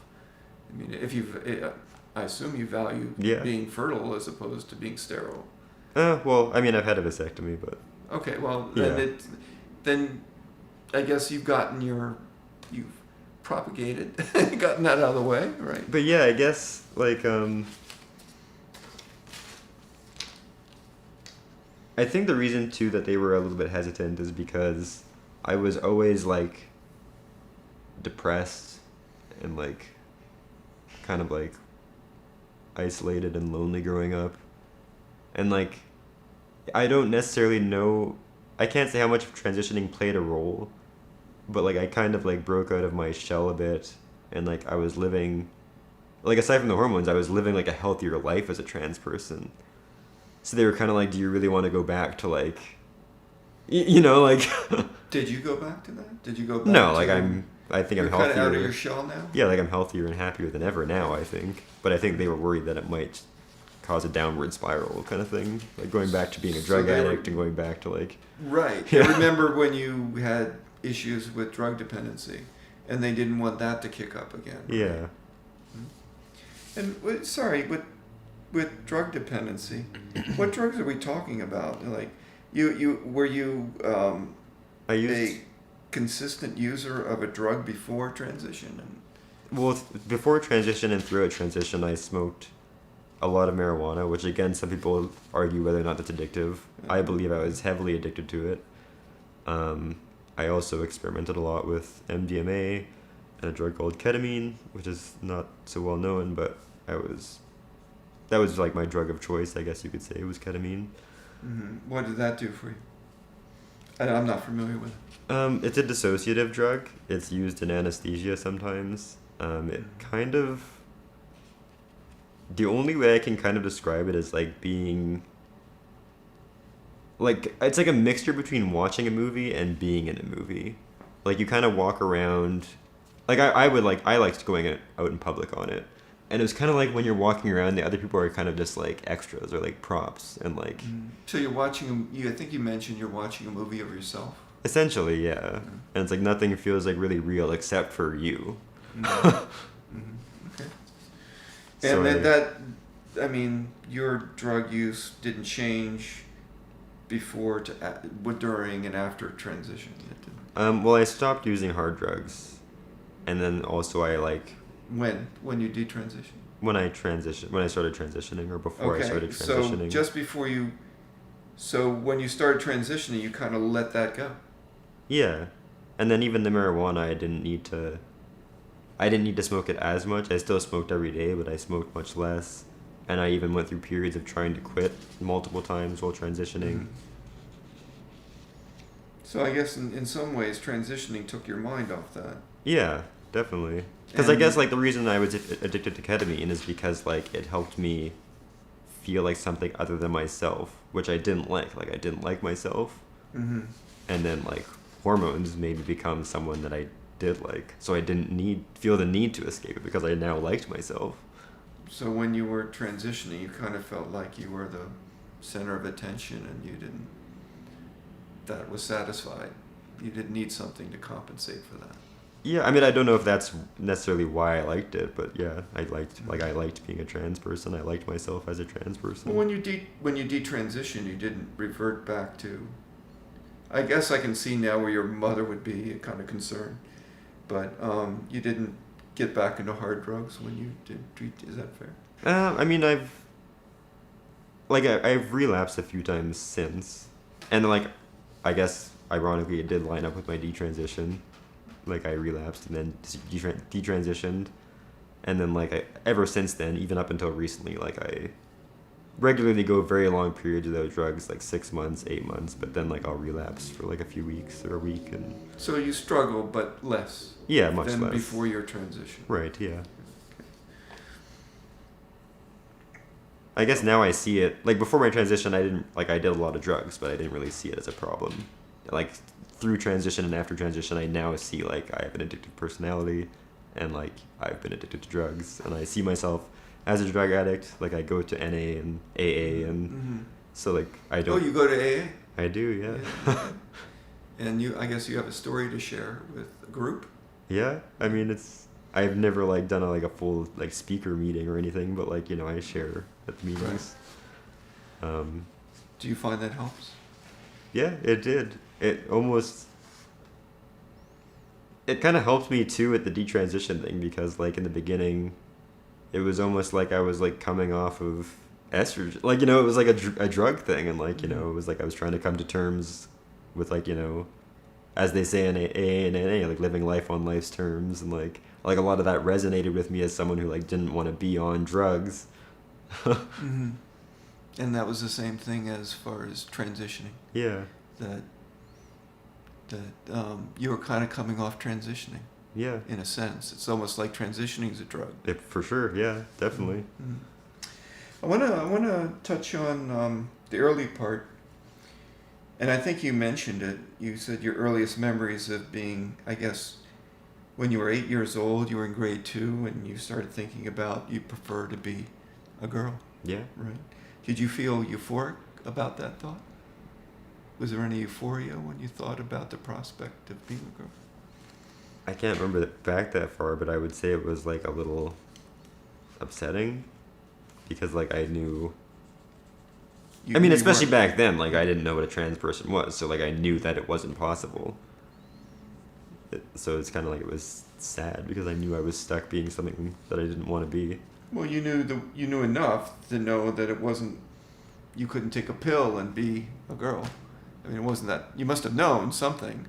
Yeah, but I mean, like, I didn't even know that trans people were a thing, or like that it was possible to like approximate. You mean change sexes or genders? Yeah, like I didn't, like I thought, like you're born a boy your whole life. You can't. Okay. Like I had no awareness of anything other than that. So you weren't aware at all that trans people existed, much less how they got there. Yeah. Or how they switched sexes.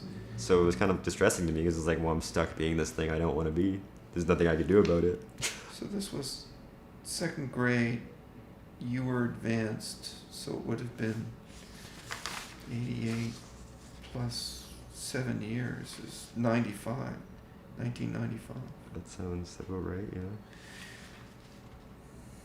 Well, let me ask you this. Did your mother or your father or anyone you knew when you were 18 months of age or thereabouts, like you were 1.5, 2, did anyone report that you sought to remove otherwise gender-appropriate clothing in an attempt to wear the clothing of the opposite sex? Did anyone ever tell you, we thought you were a girl when you were a toddler? No, I don't think so. Because I actually have the physical journal that I wrote that I would want to be a girl in it. Mm-hmm. Because I even like my name that I use now, Aisha, is the name my mother would have been given me if I was born a girl. Oh, interesting. So You in knew the that. journal, I wrote like, Mm-hmm. I wish I was a girl, and if I was born a girl, my name would be Aisha. Like I had to write like a journal entry about myself, and that was what I chose to write. And when I brought that up, when I was going through my transition, I said, "Oh, Mom, do you still have that journal from grade 2 where I wrote that I want to be a girl?" She was like, "I don't. What are you talking about? I don't remember that." So then like we dug it up, and I was like, "Look here, like you don't remember this?" And she's like, "No, I don't remember this at all." This was a homework assignment? Yeah. When you were in second grade? Okay. And like the teacher had written on it like, well, I think you make a wonderful boy, like, Which again, I don't think they could do that nowadays. Like they'd be. I think they could do that. I think it'd be. You didn't I think it'd be cross the risky. line. I think it'd be risky if they did that. But you didn't cross the line where you went to a gender specialist and were labeled a trans kid. And Yeah. then there's a whole set of rules of how to deal with a trans kid now. Yeah. Right? That you can't dissuade or you can't. But just somebody who says, wish we go. So, My yeah, I name would think- have been Aisha, and Yeah. she said, you make a fine boy. So I think the fact that my mom didn't remember that is like pretty confirmation that like I didn't really show any sort of outward. Right. Yeah. Right.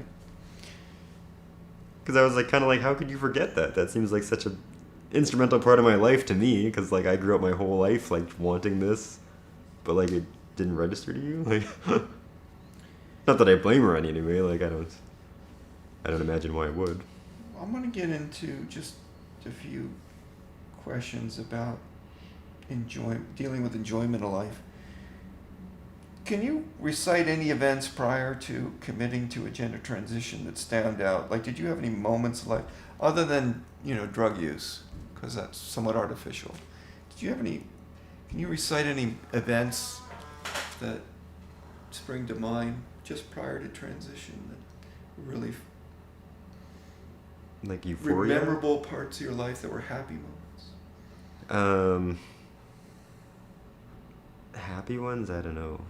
Like I had a lot of weird things happen in my life, and like those stick out more to me because I liked being different from other people, and even to this day, like I like being controversial. I like being different. Like that's something that really appeals to me for some reason. Like it's a big part of my identity. So like I have more memories like that. Like growing up, my father believed in what's the word for it?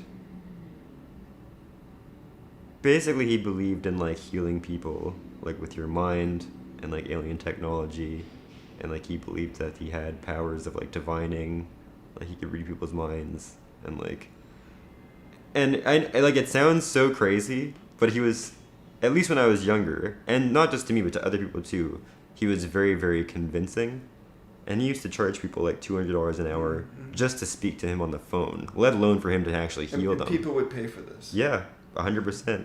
And like he believed that he could bless water with his mind and use that to cure any illness.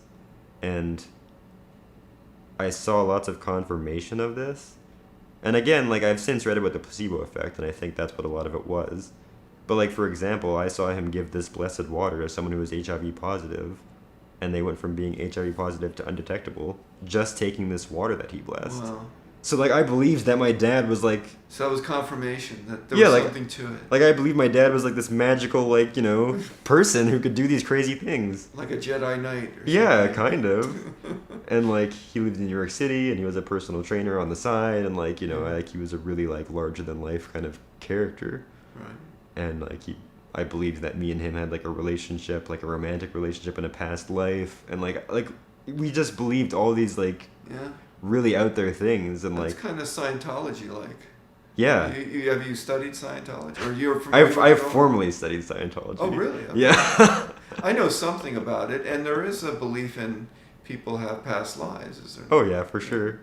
And they have these experiences that they pay if they're bad in one life, they're punished in another or something. Yeah, like that. no, that's true too. Yeah. But yeah, so like my dad was a big one. What else? Like also like I moved to BC at one point in time, and I lived with this girl.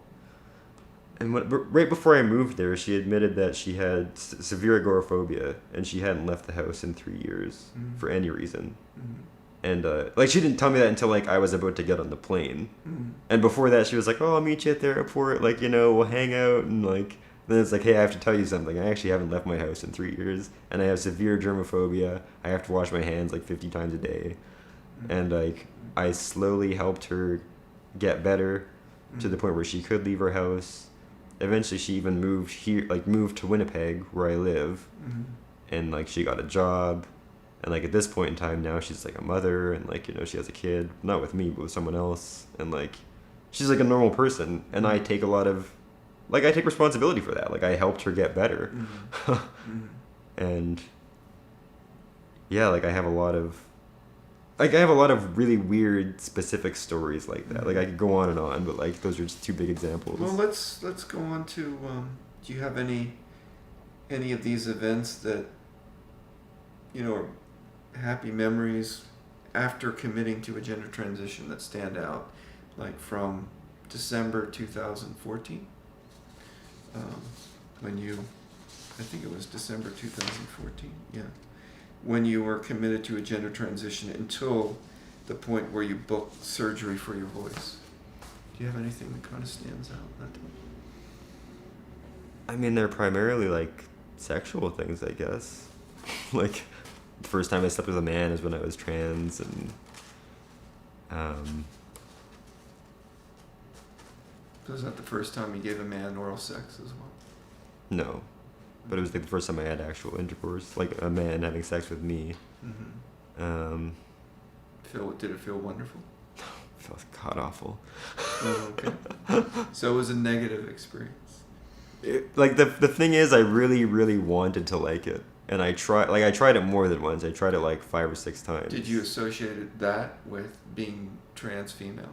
Did you associate that? Yeah, like having sex with a man as affirmation of being. Yeah, for sure. And I really wanted to like it, and I really tried, and like I practiced with toys at home for like weeks on end, even though it felt awful every time. I was like, I really want to like understand this, and like it almost like bothered me that I didn't like get it. Well, there's no substitute for a living, breathing vagina, I guess. I guess, yeah. I'm not a woman, so I wouldn't know. But, they seem to like it. What about events that stand out from the time that you booked a surgical procedure to aid in gender transition to the point you detransitioned? Was there anything that stands out then? Because we're only talking about I would say like May of 2017, June of 2017. You booked something until it was May, and then June would have been the appointment. Right, June was the appointment. Oh, right. Yeah, so that's a very short period. Sorry, that's a very short. And period. I would say like from the moment I booked these surgeries, it was immediate second thoughts and regrets. Because like I paid deposits that I couldn't get back, and like I had booked flights that I couldn't cancel, and like right. Okay. And in that period, were you online talking about this surgical procedure that you booked? Were you like you said you were online in the beginning, but then things changed. You were online more for, in addition to online with trans people, you were online to watch porn, sex, or stuff like that, right? I still like. I mean, I talked about it, but not in like a raw kind of way. More in like like what do you guys think? Like, because I'm having second thoughts, kind of thing. Was it that you wanted to talk it out because you're having second thoughts, or were you excited about it? No, I was like You literally weren't excited about like it. I booked it, and the next day I was kind of like, I don't know if this is the right. So you were already kind of having second thoughts right away. Okay, so you weren't. It didn't sound like it was a particularly memorable time of your life. That time that you booked to the time that you canceled, it was just a large buildup of saying no. Yeah, mostly, and I was mostly talking to people. People who had seen these doctors who had these surgeries, being like, what are your results? What do you think of like my like I would like do my fake voice for them, and like be like, do you think my voice is good enough with the training? Do I need the surgery? Like it was all like trying to figure out if it was the right choice more so than being excited. Okay, so of the 3 periods, prior transitioning, and then this brief 1 month. But and let's include in there Like detransitioning, yeah. Detransitioning. Okay, and starting in February of 2018. Of those, like, let's just forget the 1 month that you're scheduled to undergo voice surgery, which was brief and kind of a mistake. It sounds like. Yeah. From the word go. So before transitioning, and then detransitioning, which do you think you enjoyed more? Which do you enjoy more? Because I guess are you like fully detransitioned? Because you didn't have any surgery, so there's nothing to reverse, right? Yeah, like I still have small. You can't see them now, but I still have small breasts. Right. They'll kind of always be there, right? Yeah. I mean, I don't dislike them. Like it's whatever. Yeah. Feel neutral towards it now.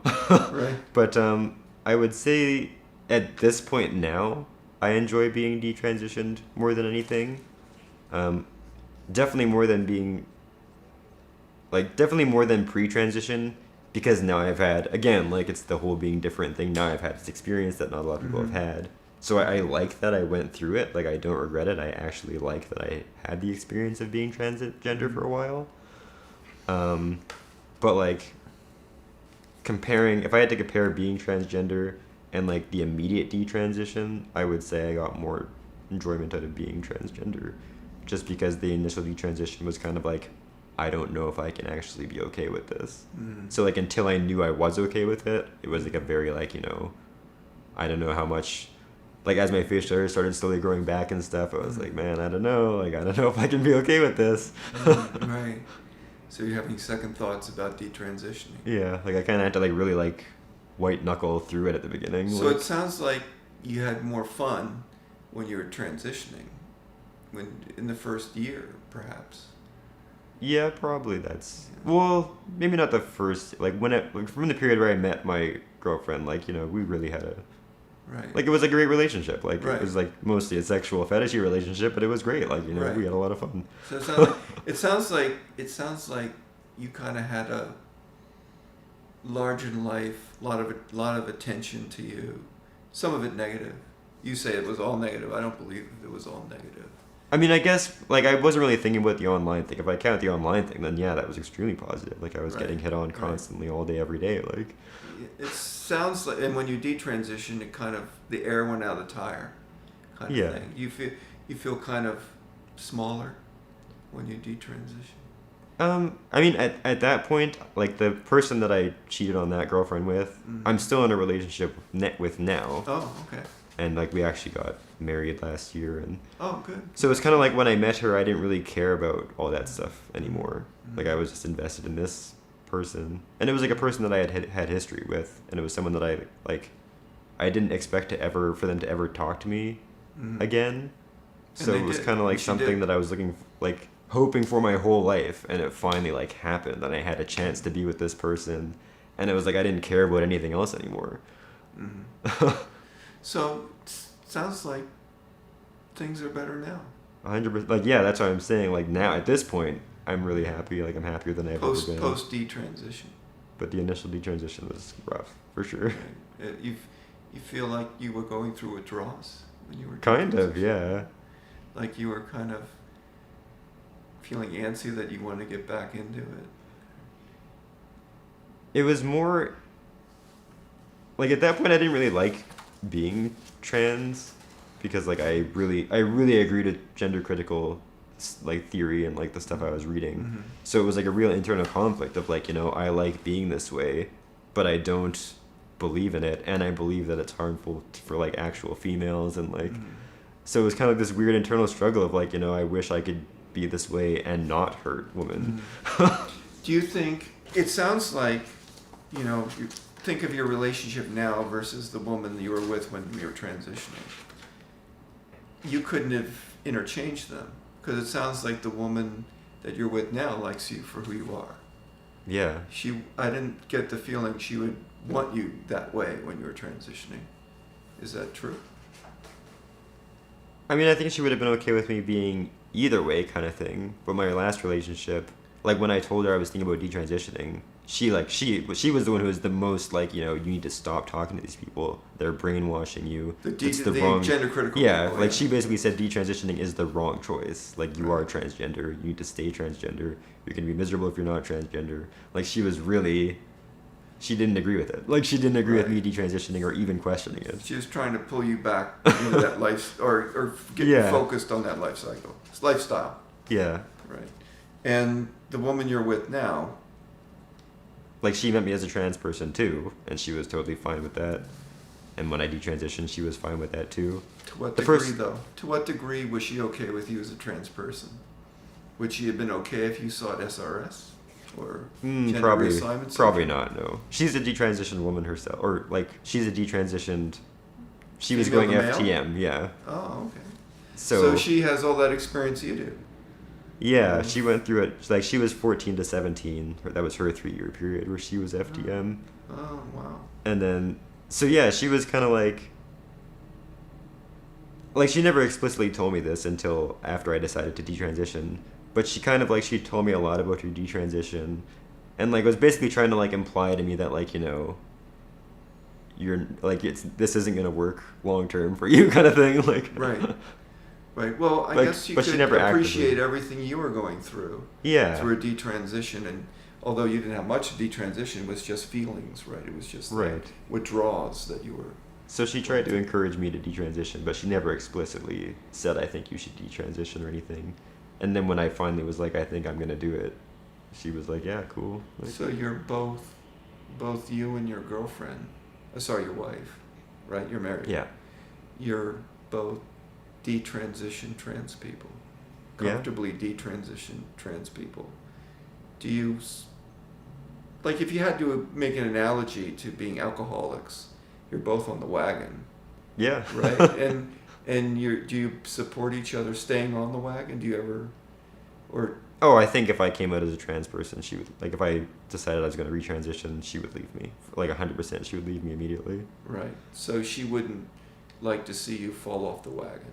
Is that Especially more so now. Like, when we met, I was gender critical, and she wasn't. She was just a detransition person. But, like, I've started sharing my beliefs with her and stuff, and now she is very, very gender critical. Maybe even more so than me. So, like, she would be, like, offended if I decided to transition, personally. Want to change to back to your childhood? Did you ever experience trauma, either physical or sexual? I don't think so.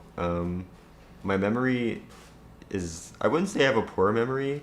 It's just that I don't remember very far back. Like, I don't remember anything that happened past, like, a few years there was ago. no police complaints. No, like, my dad was never around when I was younger, so that's the only thing that I could think of. And I actually had a therapist once tell me, like, that's the reason I'm transgender. Really? Yeah, I mean, again, like, when I was first transitioning, it wasn't like it is now. Like, people could basically say anything. Mm-hmm. So, like, yeah, I had a therapist explicitly tell me, like, I think the reason you're transgender is because your dad wasn't around. You didn't have a strong male role model. Well, you brought up your father, and so I have another question with your father. You said your father was kind of out there, Very much so, yeah. kind of like a Scientologist with Jedi powers. And Yeah, I mean, he wasn't a Scientologist, but yeah. He was not. No, I very recently explored that just out of curiosity more than anything. Right. Do you think, do you know his side of the family well? Do you know he had siblings, or do you know your grandfather and your father's side? I do. My grandfather on my father's side is a fairly well-known surgeon in the United States. Mm-hmm. I can't say, like, he's a specific type of surgeon, and he's one of the best in the world in that field of surgery. He's very, very rich, like a millionaire kind of rich. Mm-hmm. He lives in the U.S.? Yes. And so he's had some measure of success. Do you ever know him or his brothers? Did they ever have a struggle with addiction or anything? This is where it gets kind of complicated because my dad is an unreliable narrator, essentially. Like, he lies through his teeth, and I don't think he even realizes that he's doing it a lot of the time. Like, it's on his subconscious, or it's beyond him. So there was a period of time where he was dating a man, and he would very often say that this man is like a very extreme crystal meth addict. And I knew this man, obviously, and my dad would tell me stories about him. Like, he got, like, he went on a meth binge and then went and disappeared in the forest for like weeks on end. His family doesn't know where he is, and et cetera, et cetera. But like, I would speak to the guy's family, and they were basically like, well, that's not true. And also, the man that he's accusing of being an extreme crystal meth addict is like a teacher who works with children, and he he goes to his job every day. And it's kind of like, what he would tell me about this person didn't add up. And then very shortly after that, those stories started piling up. Then my dad really lost it. And my dad is now institutionalized in Montreal. Like, he can't actually, like, he needs supervision. For what diagnosis? He's HIV positive. He has been forever. Well, anybody can get that. Yeah, but he had syphilis that he left untreated because he believed that he had treated it with his powers. So it eventually progressed like to Right. So he didn't treat neurosyphilis. it, basically. Yeah, so He had his water, but that didn't do the trick. so it progressed into his brain and like slowly ate away his brain. So it's like he got more and more severe brain damage. So now like it's almost like he was always like crazy, but like in a believable way, and it kind of like the more the brain damage progressed, In a convincing way. He was yeah, the more the brain crazy. damage progressed, the less like it became more and more unhinged. So like, and I've asked him point blank many times, have you ever been addicted to drugs? Have you ever done drugs? And he'll say no. I only smoke weed. I've only ever smoked weed. But it's almost that like that is an addictable drug. It's an For addictable sure. substance. You've had your experiences with marijuana or cannabis. yeah. But my theory is, the stories he would tell me about his boyfriend, I think those were his experiences Mm-hmm. that he was projecting onto someone else. Like I think he was the crystal meth addict. I think he was the one disappearing for weeks on end. Mm-hmm. But like, But he won't confirm that with you. but he won't confirm that And because he's in Montreal now. yeah, because I Institutionally. do similar things, or I've done similar things where like something will happen to someone, or something will happen to me, and I'll tell someone else the story as if it happened to someone else, because I want to see their because I want to tell someone this story, but I don't want to say that it happened to me. Mm-hmm. So it's like, I think that basically the stories are about him, and he wanted to tell me these stories, but he didn't want to say like it's me that's going through this. Do you know a lot about addiction? Vaguely, like I know. Like I hate to say this, but I think NA and A are extremely biased. So like I know what they say about addiction, but I don't know how accurate what they say is. Well, there's a lot of research, or at least there was a lot of advances in it in like 2007, 2005, 2007, where they were able to identify that it was genetically passed. And it genetically passes from father to child. And it genetically passes 3 times more likely from to a male offspring than a female offspring. So Really? there's that 3-to-1 ratio. In almost all addictions, let's take gambling, it's 3-to-1, 3 men to every 1 woman.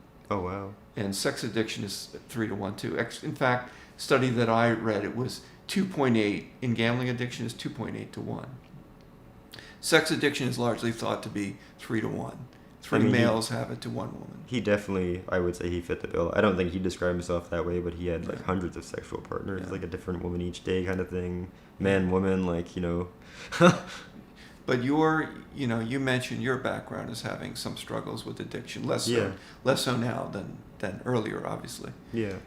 If you were to pin it on anyone, it would be to your dad. My He was mom does he was not. Huh? My mom does not like do anything. Like she's a cancer. It wouldn't nurse. matter because the gene that attenuates addiction comes from the father.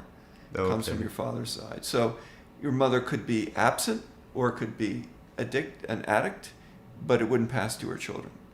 Okay. It doesn't matter. It doesn't amplify anything or. But I was just definitely gonna say like my family, like the family I live with, which is my mom, my aunt, my brother.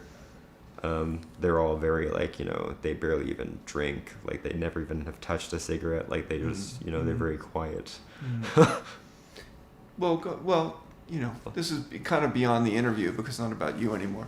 But you're married now, right? Yeah. Yeah. This woman you're with, your wife, she transitioned at one point herself. Yeah. Is her father or a member on her father's side ever struggled with addiction? Yep. Her dad's a drug addict. Yeah. And she's a drug addict. Now, the thing with addiction is it has a prevalence of 0.6%. 6%. 6% of all adults have an addiction, clinical addiction. Only 10% get treatment. Yeah. But almost every person I've interviewed across that table who's trans or had been trans, in your case, a detransition trans person, they all had either they had struggles with addiction or they had an ancestor on the father's side that struggled with addiction. Yeah. It's I mean, no I don't surprise. know. I don't know about ancestors, but I definitely know every single trans person I've ever met or ever known does drugs. They might not classify themselves as an addict, but they do drugs. And how many trans people, anecdotally, do you know? Maybe a dozen, 2 dozen. Like, do you know well to know that they've had this issue? Oh yeah, like a dozen, 2 dozen, something like It's that. like 24. Yeah.